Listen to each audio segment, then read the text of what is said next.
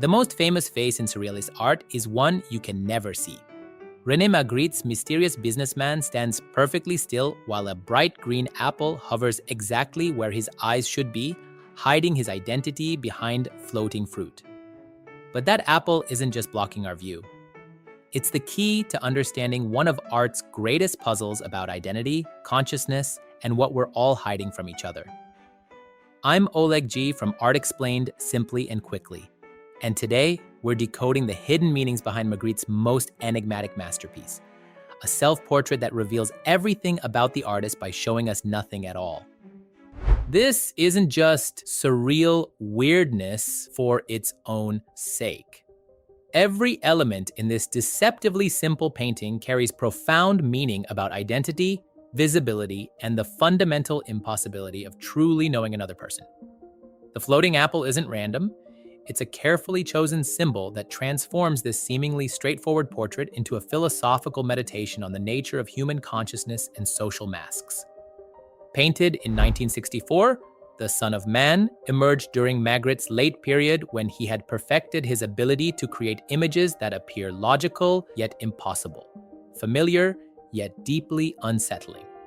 The title itself provides our first clue to the painting's meaning. Son of Man is a biblical phrase used to describe both humanity in general and Christ specifically, suggesting that this portrait represents not just Magritte himself, but universal human experience. The composition appears straightforward. A man in a dark business suit and bowler hat stands against a low stone wall with the sea and cloudy sky behind him. Everything about the figure suggests respectability, conventionality, social conformity. But then there's that apple, bright green, perfectly round, floating impossibly in front of his face, completely obscuring his features while somehow remaining separate from his head. Before we dive deeper into what that apple means, I'm curious about your interpretation. When you look at the Son of Man, do you see the hidden face as more important than the visible apple? Or does the mystery itself become the real subject? Share your thoughts in the comments below. The apple's symbolism operates on multiple levels simultaneously. Most obviously, it references the biblical apple of knowledge from the Garden of Eden, the fruit that gave humans consciousness, but also expelled them from paradise.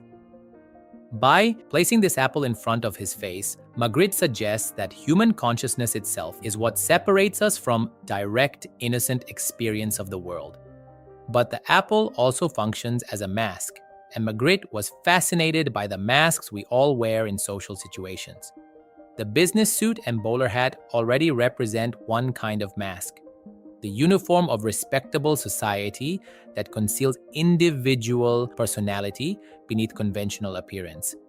The apple becomes a second mask, even more complete in its concealment, suggesting layers upon layers of hidden identity. The positioning of the apple is crucial to the painting's psychological impact.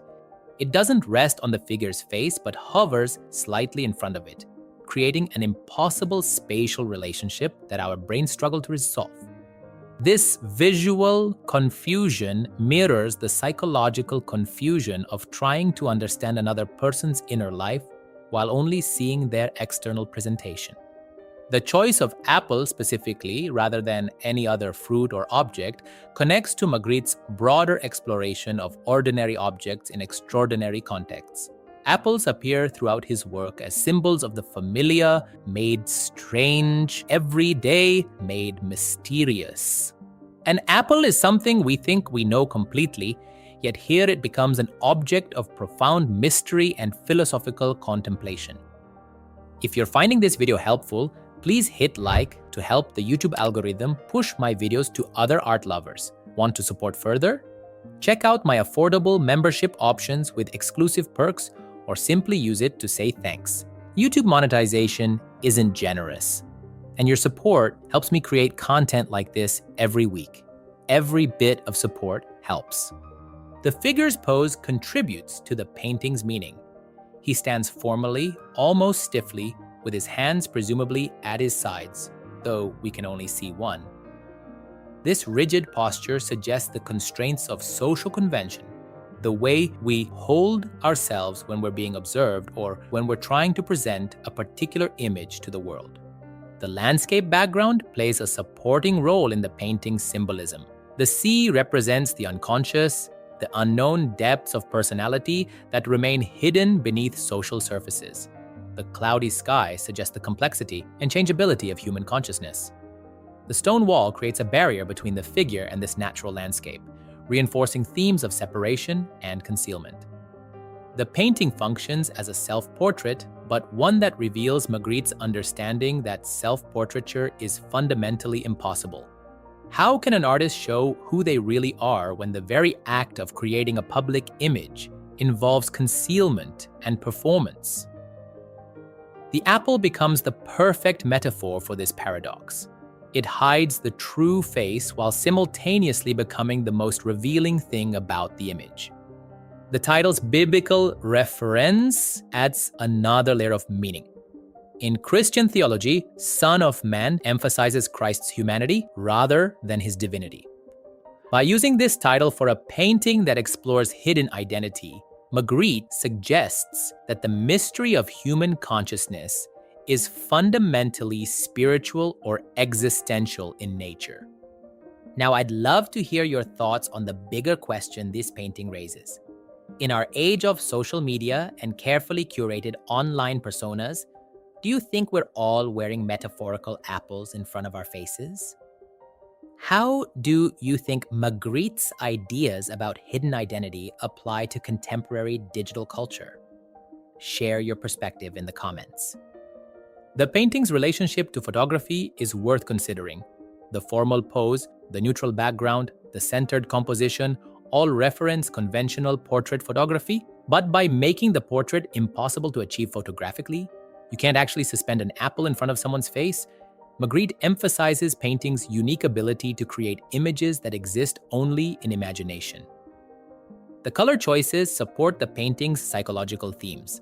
The green apple provides the only vibrant color in an otherwise muted palette of grays, browns, and blues.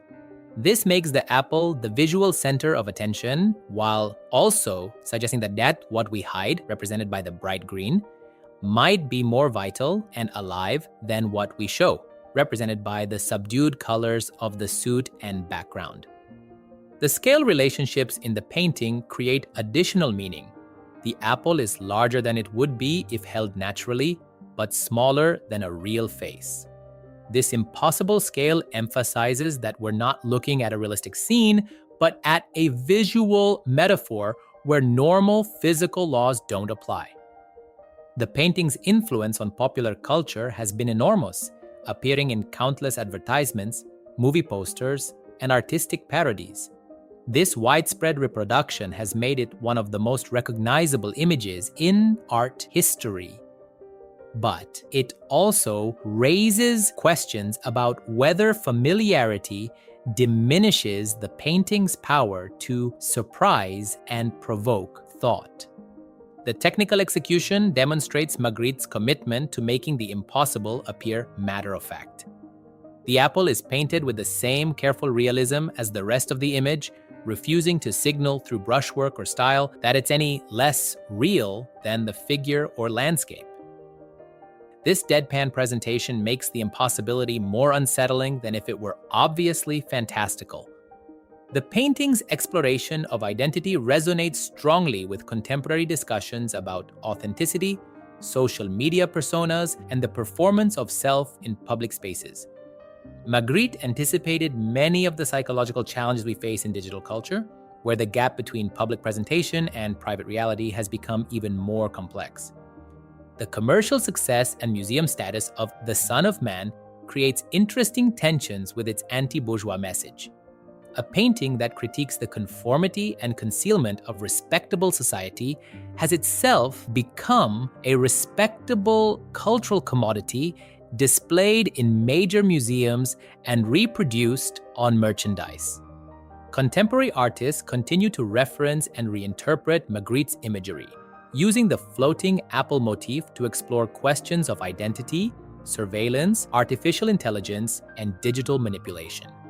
These contemporary responses demonstrate the painting's continued relevance to ongoing questions about selfhood and visibility.